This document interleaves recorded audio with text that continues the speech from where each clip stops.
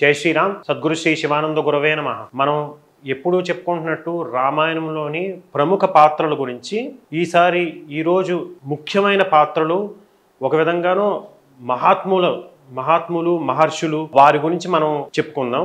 మన భారతదేశం మహర్షుల భూమి. అందులోని రామాయణంలోని రాముడి యొక్క నడకలో అడుగడుగుకి అనేక మంది మహర్షుల యొక్క సత్సంగము, వారి యొక్క దీవెనలు రాముడి పైన ఎప్పుడు ఉన్నాయి. అలాంటి వాళ్ళ మహర్షుల గురించి మనం చెప్పుకుందాం. అలాంటి మహర్షులలో ఫస్ట్ ఇంపార్టెంట్ వ్యక్తి అంటే వశిష్ఠ మహర్షి. ఆయన బ్రహ్మర్షి. సాక్షాత్తుగా ఆయన బ్రహ్మ యొక్క మానసపుత్రుడు. బ్రహ్మజ్ఞానం ఉన్న వాళ్ళలో మొట్టమొదటి వాడు. సప్తర్షుల్లో ప్రముఖ మహర్షి. సో వశిష్ఠ మహర్షి మనకి ఇక్ష్వాకు వంశం మొదలైనప్పుడే బ్రహ్మ పిలిచి ఇక్ష్వాకు వంశంలోని ప్రతి రాజుకి నువ్వు వెళ్ళి వారి యొక్క కుల గురువుగా పురోహితుడిగా ఉండు, అయోధ్యలో ఉండు అని తనను పంపిస్తారు. సో పంపించేటప్పుడు చెప్తారు, శ్రీ మహావిష్ణువు ఇదే ఇక్ష్వాకు వంశంలో రాముడిగా అవతరిస్తాడు. అప్పుడు కూడా రాముడికి మీరే పేరు పెట్టడం దగ్గర నుండి మొత్తం రాముడిని తీర్చిదిద్దడం అన్ని మీ యొక్క ధర్మం అది చెప్పి పంపిస్తారు. సో అలాంటి బ్రహ్మర్షి వశిష్ఠ మహర్షి ఈ సూర్యవంశ రాజుల యొక్క కుల గురువు పురోహితుడు.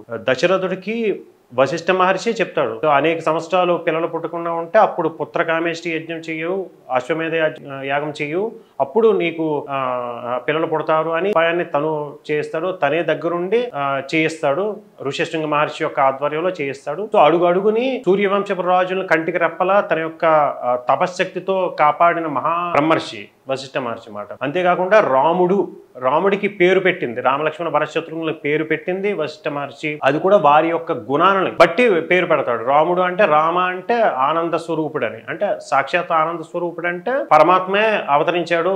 అదే పరమాత్మ యొక్క స్వరూపమే ఆనంద స్వరూపము కాబట్టి ఆనందమే రాముడు. అంటే ప్రతి వాళ్ళని రామ అంటే రమించేవాడు, ఆనందాన్ని ఇచ్చేవాడు అని అర్థం మాట. సో ఆ అర్థం పరంగా రాముడికి పేరిస్తాడు. రాముడికి పేరిచ్చినప్పటి దగ్గర నుండి రాముడికి విద్యాభ్యాసం, సో బేసిక్ ప్రైమరీ ఎడ్యుకేషన్ అంటాం కదా, సో ప్రతి ప్రైమరీ ఎడ్యుకేషన్ అంతా వశిష్ఠ మహర్షి ఆధ్వర్యంలోనే జరుగుతుంది. అంతేకాకుండా రాముడు 12 ఏళ్ల బాలుడుగా ఉన్నప్పుడు అప్పటికే రాముడు సర్వవేద పారంగతుడు, సకల కళలోకి తను నేర్చుకుంటాడు వశిష్ఠ మహర్షి దగ్గర నుండి. తనకి ఒక విధంగా బ్రహ్మజ్ఞానం, అంటే రాముడికి బ్రహ్మజ్ఞానం ఇప్పుడు మనకి భారతంలో శ్రీకృష్ణుడు అర్జునుడికి భగవద్గీత చెప్పినట్టుగా ఇందులో రాముడికి యోగ వాసిష్టము అని వశిష్ఠ మహర్షి ఉపదేశిస్తాడు. అది భగవద్గీతకి సమానమైన భగవంతుడికే తిను అసలు బ్రహ్మజ్ఞానం ఉపదేశించే అంత మహా పుణ్యం సంపాదించిన వాడు వశిష్ఠ మహర్షి. సో ఆ విధంగాను 12 సంవత్సరాల రాముడికి యోగ వాసిష్టం ఉపదేశిస్తాడు. సో ఆ తర్వాత సో అంతటి వరకు రాముడి యొక్క ప్రతి దీంట్లోని కూడాను వశిష్ఠ మహర్షి యొక్క పాత్ర చాలా చాలా ఉంది.